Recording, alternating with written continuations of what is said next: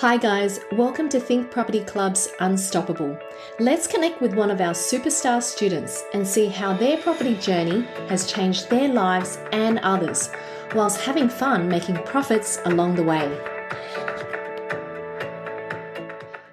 Hello, welcome to Unstoppables.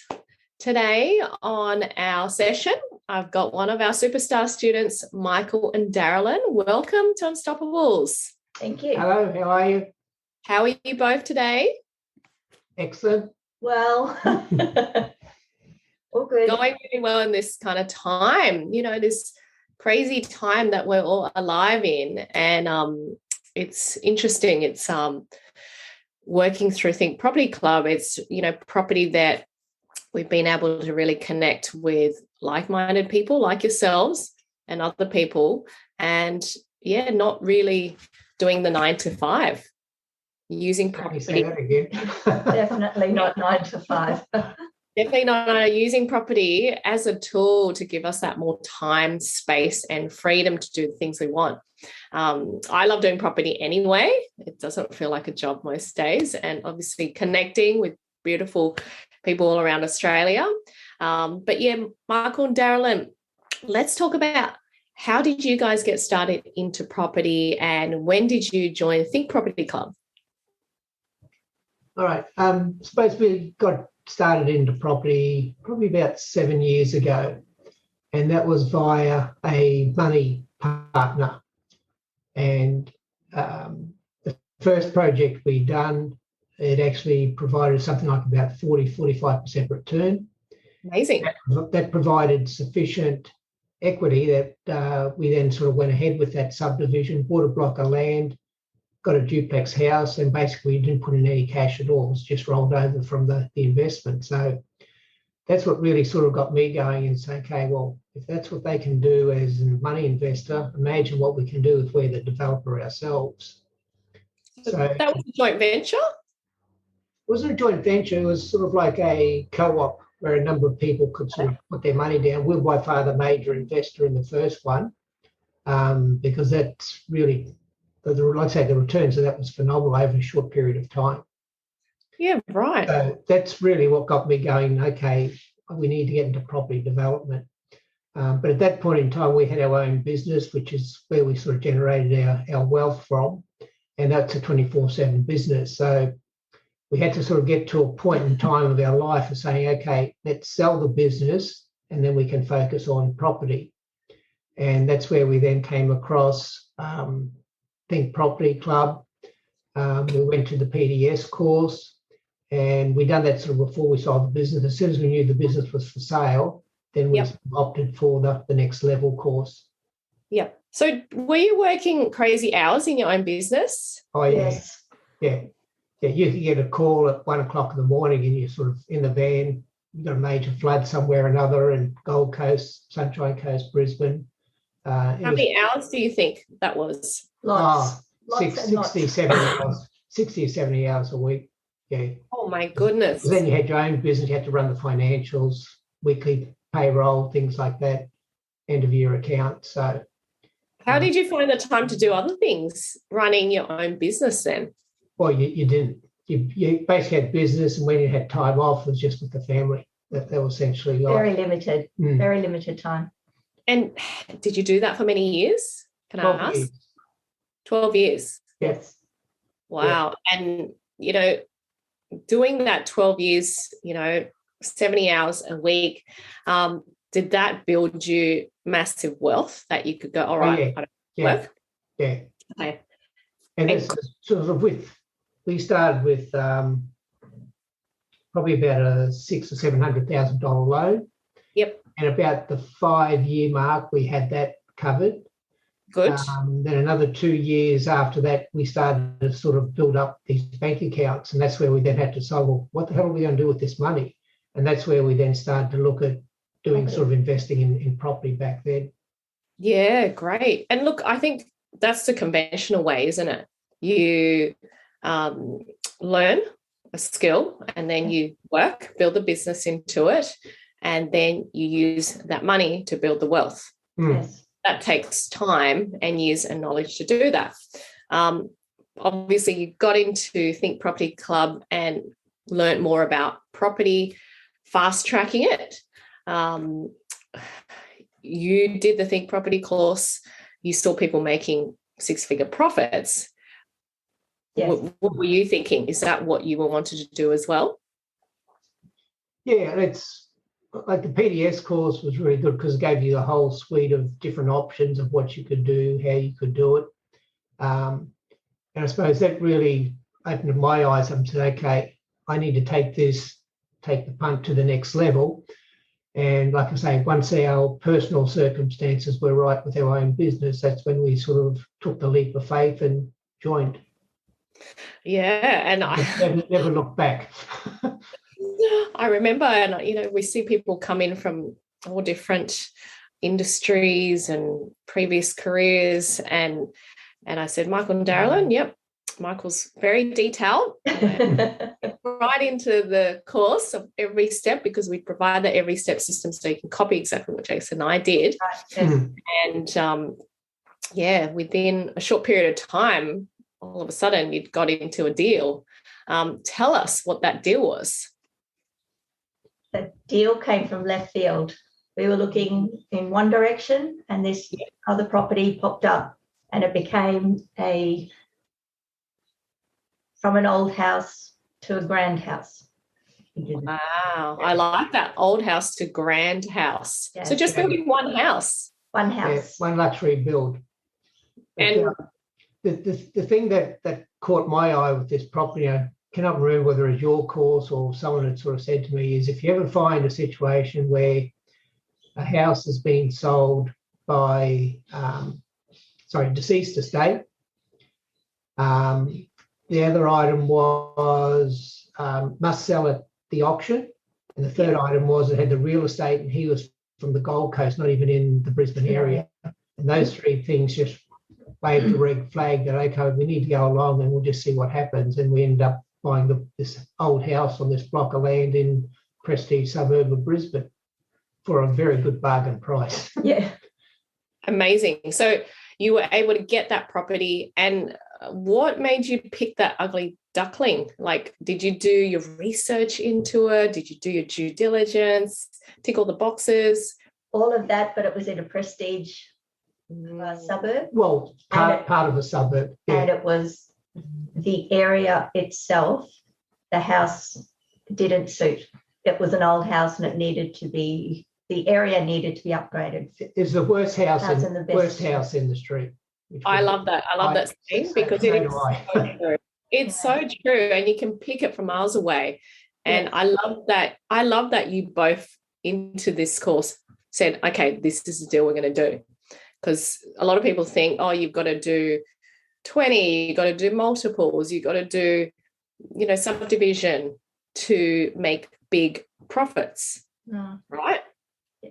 So I really want to delve into this deal that you're doing from old to grand, like you said, Darrylyn, and how that increased the profits so much from that one deal. So how long did that take, deal? Let's look at time frame.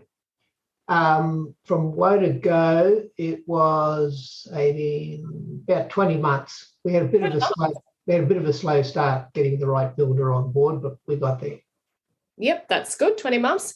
And with that particular one, you had like a good A-team specialists to help you along the way. Yeah, we didn't need to do any subdivision, but obviously from the surveyor, the soil testing, we had to get various things moved with water meters and things like that. But yeah, the teamwork, yeah. Trees. Street tree had to be removed. That was a fun task and one I certainly learned from.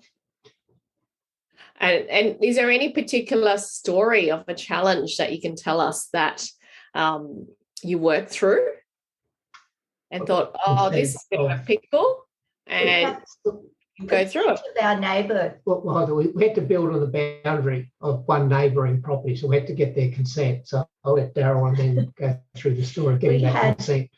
We did follow up letters to let all the neighbours know we were doing. We asked consent of the neighbour on our right-hand side, left-hand side if you were looking out,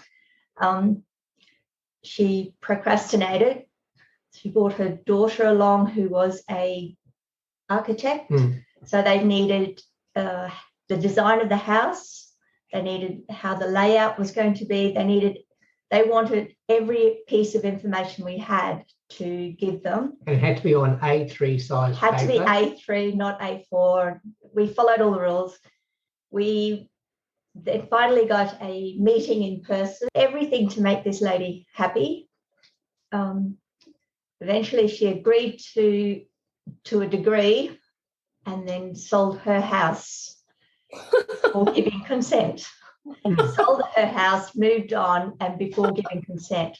Her house went to auction, and on the auction day, we approached the new buyer, and he almost signed it on the spot, said, yeah, no worries, go for it. So you didn't even need to get the old owner to sign after she put you through the rigorous process. Absolutely not.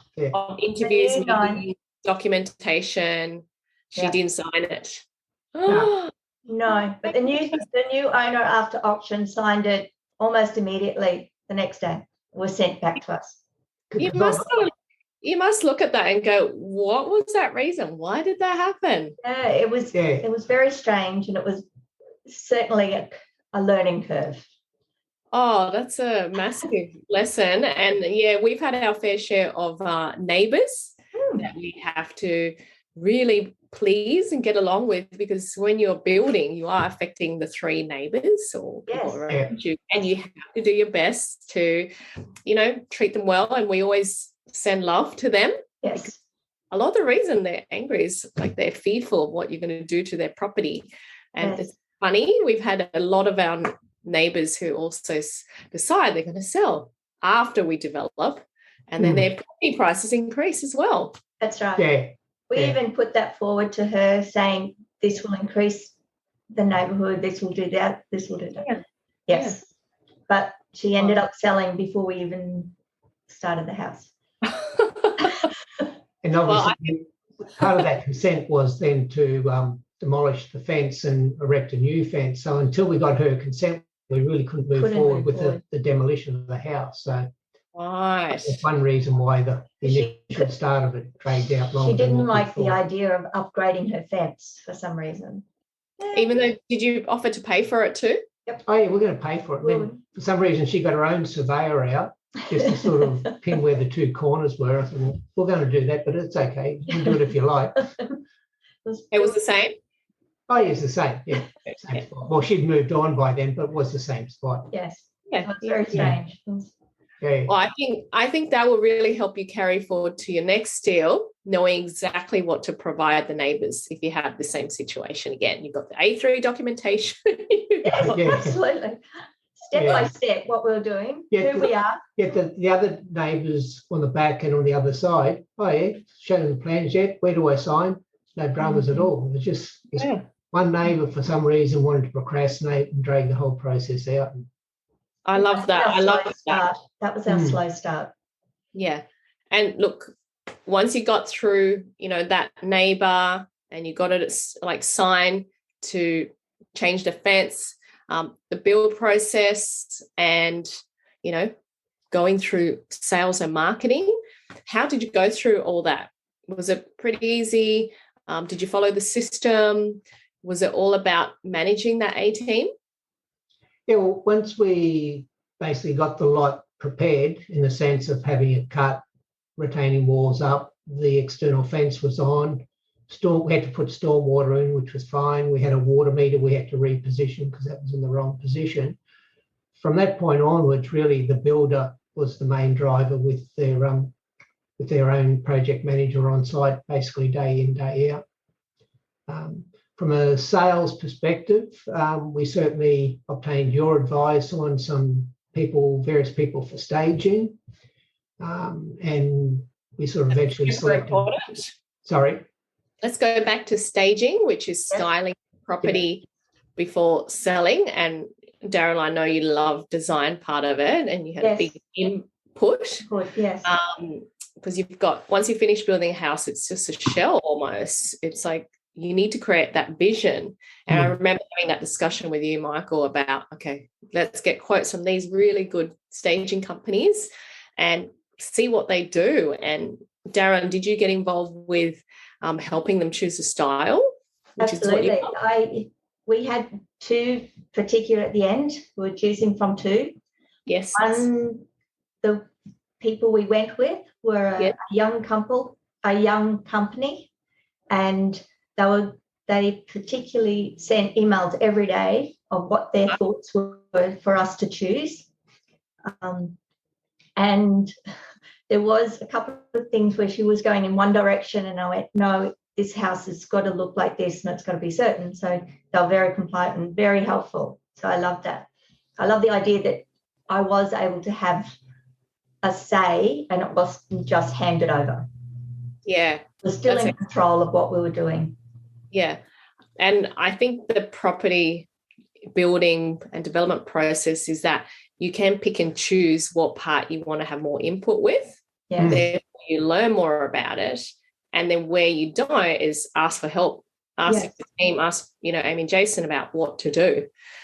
Because, every stage is different. And it's funny, we're having a conversation last weekend about it. Yes. I remember I go, well, you've done this deal now. How else are you going to expand your knowledge into what you want to know better? Oh, we still ask you. And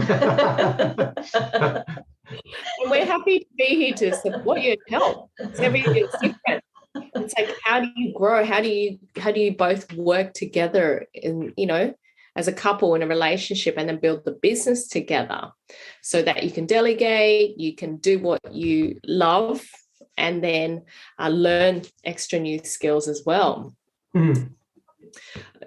Time-wise, did it take much of your time during that, 20-month period?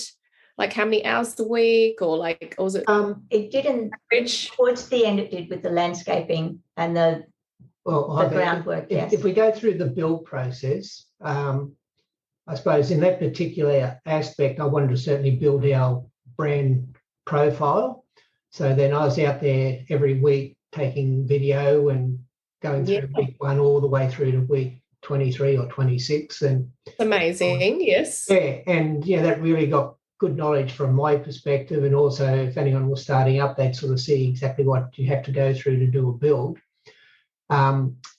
We had a landscaper organised once the build was finished, and I said, give me a call about 2 or 3 months before completion. I'd done that. He'd obviously totally forgotten us and said, oh, I can't get there until, about 4 months after the build was finished. So kind of long story short, we had to do the landscaping ourselves, and that's quite a few hours to do, I can tell you. Because you're not professional landscapers. Absolutely not. No, but it worked out pretty well. We got a lot of advice. We kept asking the right people. We asked the right person what plants. We asked the right people what grass, what this, what that. So it's, in that sense, it was a process of who do you go to and what is their ability to give you. And we got some really good advice along the way and some good knowledge. Yeah. Fantastic. So, I think you know all about landscaping now. Development. Yep. Are you going to do it for the next one?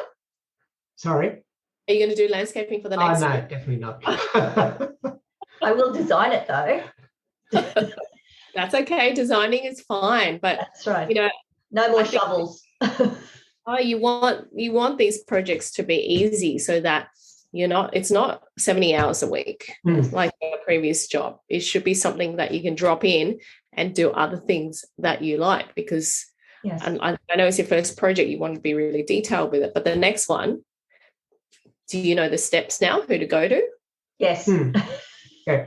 Absolutely. Yeah. So, and then from the selling perspective, again, we'll sort of talk to yourself, Amy. We sort of got the 3 quotes and decided to go with the one we felt most comfortable with. And that sort of went really, really well. Yeah, fantastic. So, all right, let's talk about really well with that project. You had an estimated feasibility at the beginning of the project, and And then at the end, you've got your actuals. Were you happy with the actuals? Yes. Yeah.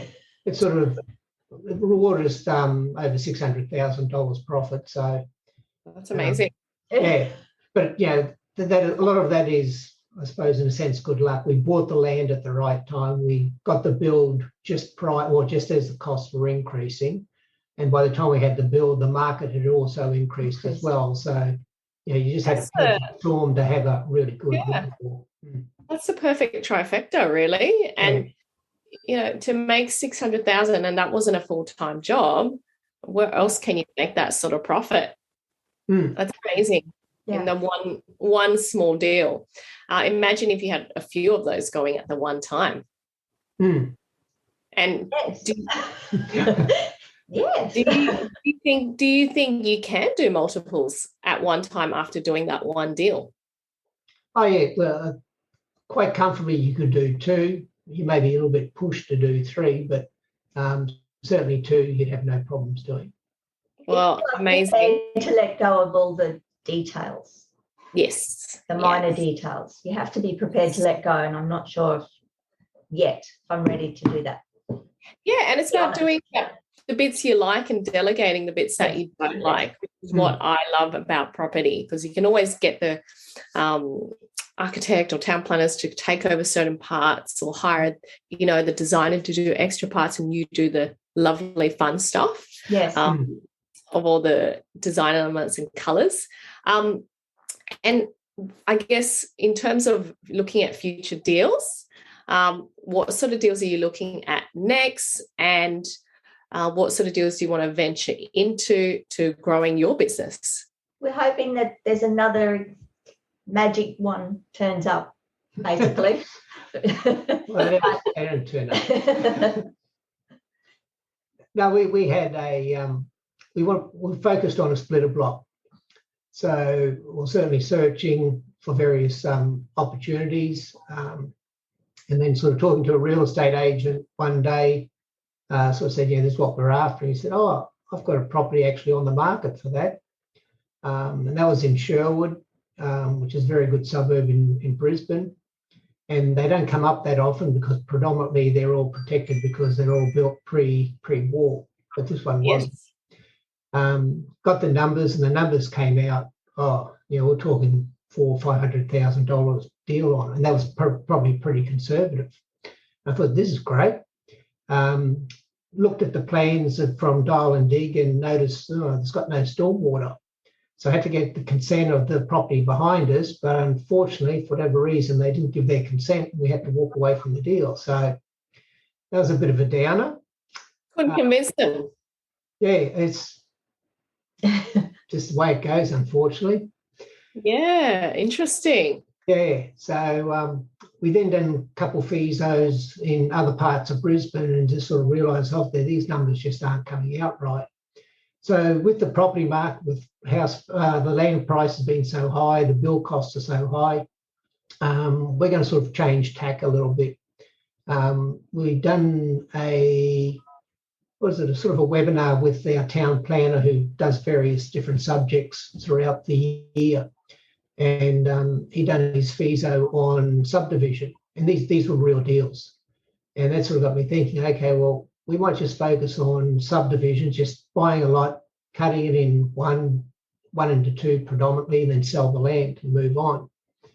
But at the same time, we're very interested in getting our portfolio up and running with rooming houses. Yes, positive cash flow. Yep. Yes. So while we're looking for the land deals, we're also going to be looking for rooming housing deals as well, because we will be looking at some of the same suburbs where those rooming houses will actually or can reside quite well, close to transport, supermarkets, etc. So that's our plans we've got set, and we're just getting our finances all sorted now. So we've got the serviceability and the options in to move forward. So once a deal comes along, we can jump on it straight away. Oh, I love it. You have a whole strategy in place, and just listening to you both speak, there's just so much knowledge there. Did you have that knowledge 7 years ago? Absolutely not. might not have the financial knowledge, Yeah, Yes. I'm sort of, financial yeah, background. I've got accounts Yes. degree, Yes. marketing degree, and Yes. I've got all that part of it. But yeah, when it came to property knowledge, what I've sort of said then, I would have had no idea what the hell you were talking about 7 years ago.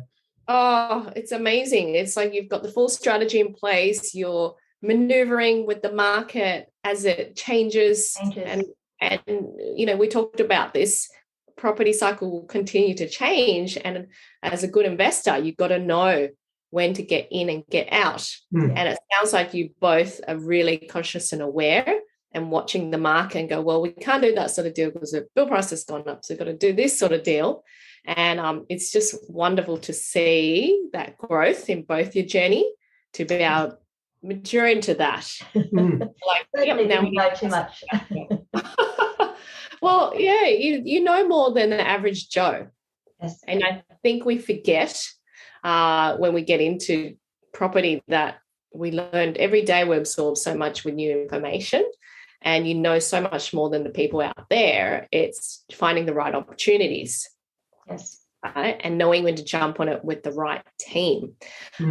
So yeah, I'm really excited to see both your journey venture out more, because yeah, there's this deals and that deals and this area. That's right. I know that, you know, Michael, with your accountant head, you're awesome with your due diligence and your numbers. What advice would you both like to give to students out there starting out, or who wants a little bit of tip on how to, I guess, gain the maximum profit and maneuver in this property? Any advice? Don't rush. Take the time to do the background work before you start, to know what you're doing first. Understand what you're doing first. Fantastic. For me, that would be me. You know, I think for anyone who's contemplating going to next level, I suppose my advice is make certain you've got sufficient time to put into the course, the knowledge, because you will move forward a lot quicker that way as compared to sort of doing next level when you've still got a full-time job and you can only allocate very limited hours. Yes. We just sort of found being able to focus on it full-time, and obviously everyone can't do that, but you need certainly excessive hours to sort of go through all the chapters, learn all the information, but then you can start moving forward in the right direction. Yeah. And is it hard? No, it's not hard. No. It's not hard. It's just, it's different. You have to think differently than what you've done previously, work differently. And I suppose for myself, the biggest confidence boost I got, and obviously with financial background, you're always conservative on risk. And what do you risk that whole talking? Yes. What do you risk that whole situation is the feasibility you get from next level. It's a great program, simple to run, and also as you go through all the various sections, you've got all the various tabs down the side. So it's like a checklist. Okay, have you looked at this? Do you need this for this project? Yes or no? Okay. I need to contact someone on the A team and get the numbers from them. So that there really tipped me right over the edge. Okay, let's go and do these deals. It's processing. It's follow-up processing yourself. Yeah, it is step by step. And if you've got those templates and those dot points, you know, okay, next step who you've got to go to, which is what I learned about it when we first started.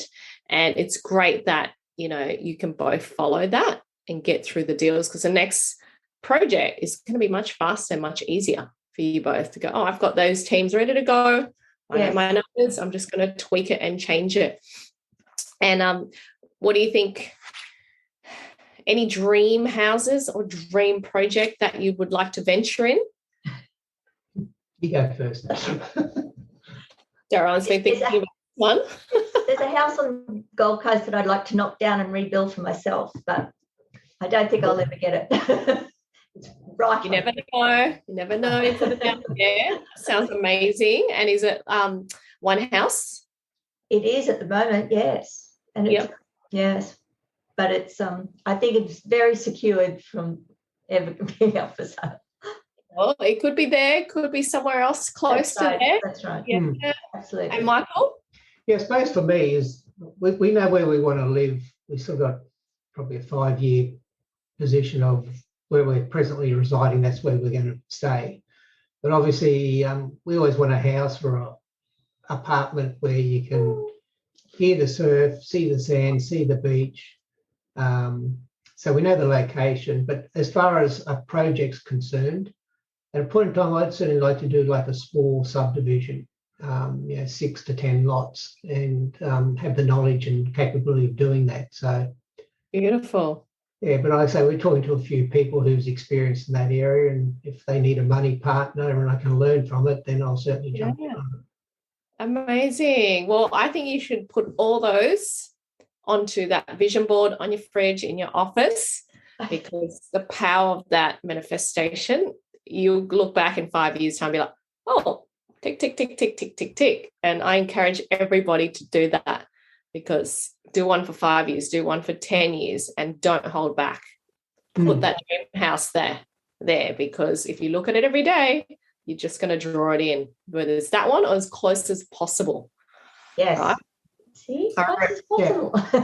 Yeah. I remember when we used to do deals and we'd put when we're like at the beginning stage, we'd put what we visualize at the end to be the profit. Mm-hmm. And Jason would come along and say, no, it's not 300,000 profit. That's too realistic. He's like, put 500,000. I did the numbers. I don't think it's possible. Anyway, with that one project, we end up getting like 450,000. Good. And I was like, hang on, that really worked. We've got the calculated risks, the FISO, but you just never know with the market and the changes with it. Just like that one deal where you made over 600,000, and that wasn't, what your initial plans were. So it's amazing to see how property can change our lives in one deal. Yeah. Absolutely. And sort of this year next year we really want to sort of kick quite a few goals. So that's what we're really pumped to move forward with. Yep. Never a better time than now. You're creating the opportunity. Thank you. Whatever market you're in. So I'm really happy for both your journeys, your progress. I can't wait to see and hear more about every deal or every partnership. Put it out there that you're going to create, because it's really just the beginning, I think. Yeah, absolutely. Yeah. Absolutely. Who needs retirement?